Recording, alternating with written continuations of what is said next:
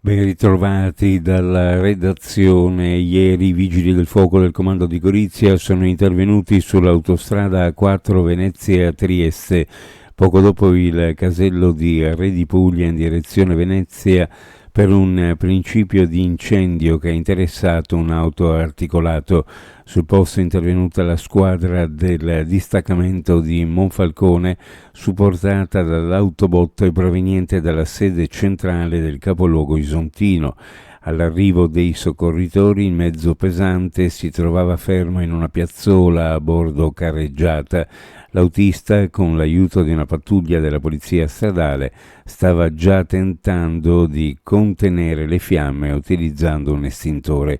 I pompieri hanno spento completamente il principio di incendio, che ha coinvolto anche un pneumatico del semirimorchio, con ogni probabilità a causa di un surriscaldamento dell'impianto frenante. Una ragazza di 19 anni sola in casa è stata minacciata con un coltello da un gruppetto di persone che si è presentato nella sua abitazione, una villetta dove ha compiuto una rapina. È accaduto a Bruniera, Pordenone. La ragazza è stata costretta a indicare i banditi, dove la mamma in quel momento fuori casa custodiva orologi di lusso, oro e preziosi per un ammontare di diverse migliaia di euro. Una volta rapinati i beni, i banditi sono fuggiti a bordo di un'auto che li attendeva poco distante. Udine compie un altro passo in avanti verso una mobilità più sostenibile, inaugurando il nuovo percorso ciclabile che collega il polo scientifico universitario con l'ospedale, andando verso nord con Feletto Umberto. L'infrastruttura è pensata per studenti, lavoratori e cittadini che ogni giorno scelgono la bicicletta come mezzo di spostamento.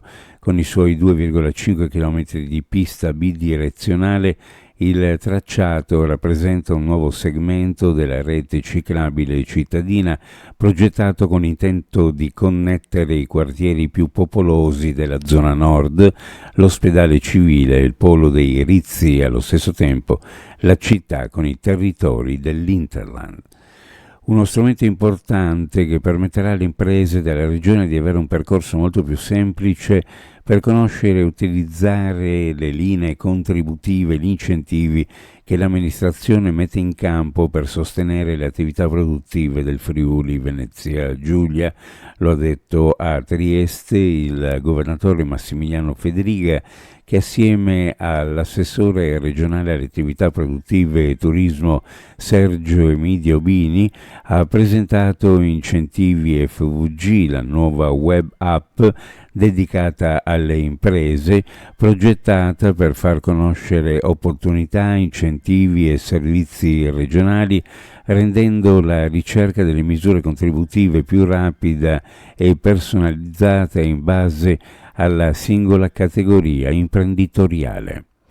Previsioni meteorologiche per la giornata: tempo stabile con cielo in prevalenza sereno al poco più nuvoloso in montagna, venti di brezza, temperature massime in aumento, specie in pianura dove si torneranno a sfiorare i 30 gradi centigradi, le temperature minime in pianura fra 14 e 17, sulla costa fra 19 e 21 gradi, massime in pianura fra 28 e 30, sulla costa fra 26 e 28 gradi centigradi.